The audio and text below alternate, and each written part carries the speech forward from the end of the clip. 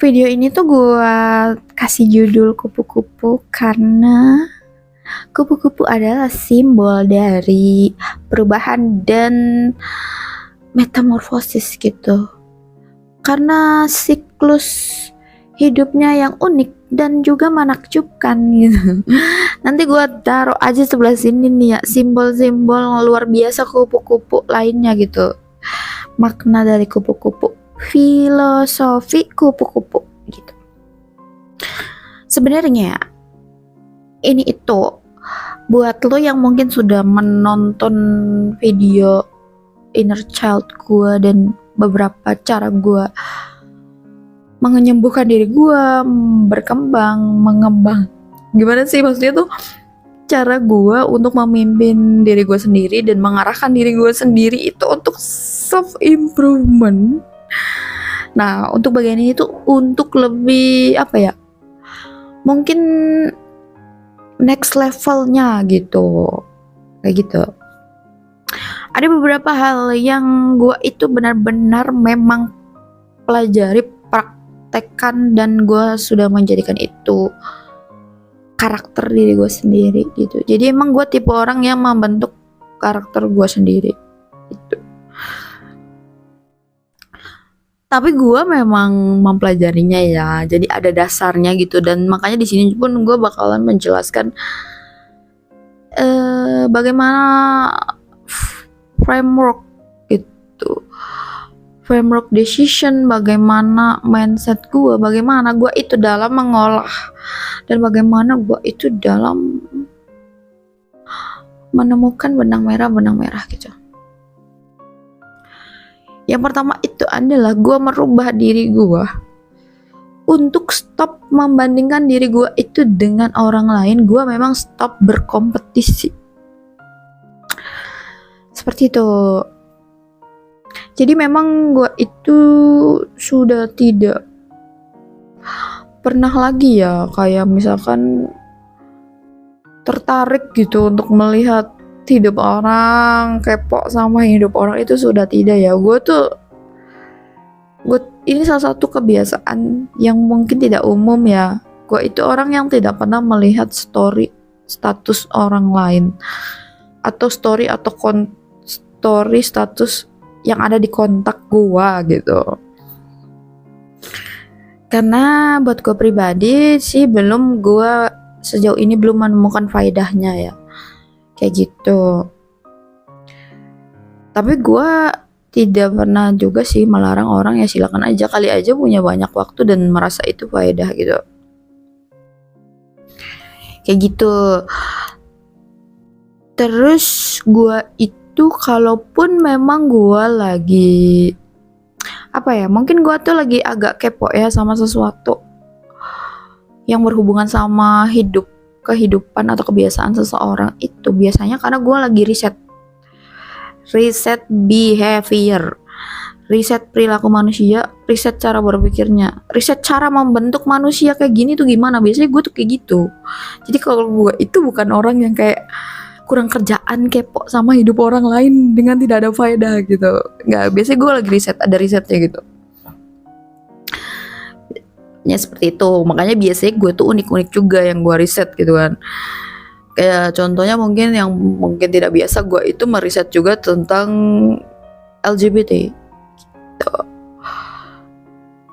Terus gue, dan efeknya itu ngaruh, ternyata membuat gue itu lebih self love gitu, lebih berbaik hati ke diri gue dan lebih sayang ke diri gue, karena kan gue sudah tidak lagi membanding-bandingkan diri gue dengan orang lain. Jadi yang gue bandingin itu ya cuman diri gue yang dulu sama yang sekarang gitu. Fokus gue cuma itu. Jadi bodo amat orang mau ngapain, orang mau ngelakuin apa, itu terserah aja gitu. Pokoknya gue itu fokus ke progres gue sendiri, fokus ke improvementnya gue gitu. Gue nggak mau repot-repot gitu, nggak mau gue itu gimana ya, gue itu terlalu sempit gitu dalam melihat diri gue gitu kan. Kalau membanding-bandingkan sama orang lain kan terlalu sempit jadinya, karena nggak apple to apple seperti itu. Dan efek yang ajaib lainnya itu ngaruh juga jadinya gue itu ke orang-orang sekitar gue, orang yang gue sayang itu pun jadi kayak gitu. Gue itu jadi sudah tidak membandingkan mereka dengan orang lain, tapi gue hanya membandingkan mereka yang dulu dengan yang sekarang gitu. Jadi gue bisa lebih banyak apresiasi. Dan gue juga tidak membuat orang jadinya sulit untuk diterima dan dicintai dan disayangin, karena gue tidak membandingkan mereka dengan orang lain. Gue juga tidak membandingkan mereka dengan diri gue gitu. Gue memang membandingkan diri mereka yang dulu sama yang sekarang. Seperti itu. Karena mungkin awalnya gue tuh kritis ya, kayak maksudnya kenapa sih? Kenapa orang tuh senang banget banding-bandingin, kayak misalkan orang tua senang bandingin anaknya sama orang lain, anak orang lain gitu. Dan yang gue pelajari itu kan menyakiti hati ya, merusak mental anak juga. Jadi supaya gue biasain dari sekarang, supaya gue juga nggak menyakiti hati pasangan gue ataupun suami gue ataupun anak gue di masa depan gitu. Jadi sekalian aja lah gitu gue latihan kayak gitu. Yang kedua itu adalah gue itu merubah hidup gue menjadi live in the present. Jadi gue itu selalu hidup di saat ini saja ya. Maksudnya itu gue sudah tidak lagi memikirkan masa lalu. Gue sudah tidak ada penyesalan masa lalu. Gue cuma belajar doang dari masa lalu. Dan gue juga tidak khawatir dengan masa depan. Jadi sehari-harinya gue itu gak ada ya mikirin masa lalu, masa depan itu gak ada sebenarnya. Gue itu memang fokus untuk menikmati hari-hari gue saja gitu.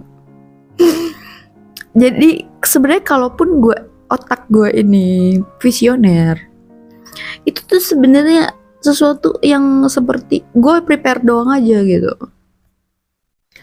Tapi nggak yang gue tuh panik gitu, nggak yang gue takut, nggak cemas, nggak dipikirin sama gue ya kayak gitu. Jadi fokus gue itu hanya berusaha dan menikmati hari-hari gue ini, karena kualitas hidup buat gue itu adalah seberapa baik gue menjalani hari setiap hari, seberapa happy gitu, seberapa gue itu bermanfaat gitu, berkontribusi positif untuk diri gue dan mungkin untuk orang sekitar gitu sih.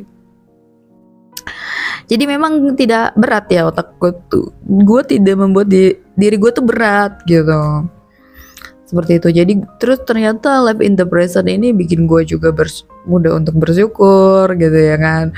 Terus gue juga jadi lebih menikmati kebersamaan gitu, menikmati momen-momen ketika sedang bersama orang gitu. Gue tuh jadinya seperti itu sih. Jadi hari-hari gue itu memang gue selalu isi dengan sesuatu yang membuat gue tuh senang gitu, membuat gue tuh main gitu, kayak main aja, kayak gue belajar kayak main, gue kerja juga kayak main, seperti itu sih. Dan itu juga ternyata efek lainnya itu bikin gue itu cepat banget move on ya. Jadi gue juga bisa lebih menghargai pasangan gue yang, kalau pasangan gue yang paling baru gitu, karena kadang gue tuh sama masa lalu mantan gue itu gue tuh gampang lupa gitu. Banyak hal yang gue tuh lupa sebenarnya, mungkin karena gue itu sudah membiasakan hidup live in the present. Jadi otak gue itu udah apa ya, udah ke setting gitu, kayak mana yang nggak penting itu dia tuh hilangin sendiri gitu. Jadi memang kita tuh masing-masing kita itu memang menyeting otak kita, dan otak kita itu mengikuti kebiasaan kita. Jadi kalau yang kita biasain ingat-ingat masa lalu atau cemas masa depan, ya otak kita bakalan terus-terusan ingat itu gitu. Dan kalau misalkan enggak ya enggak jadinya gitu. Seperti itu. Terus yang ketiga itu adalah gue itu merayakan semua hal yang terjadi di hidup gue ya. Gue itu sangat bisa mengapresiasi dan bangga sama hal-hal yang terjadi di diri gue. Kenapa gue membiasakan itu? Karena supaya gue juga bisa membiasakan itu ke orang lain gitu, ke orang yang gue sayangin.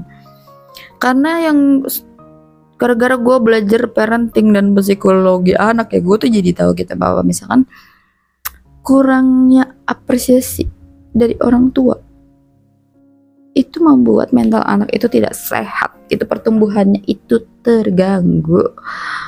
Makanya banyak orang susah self love, orang susah nerima diri sendiri karena minim sekali apresiasi.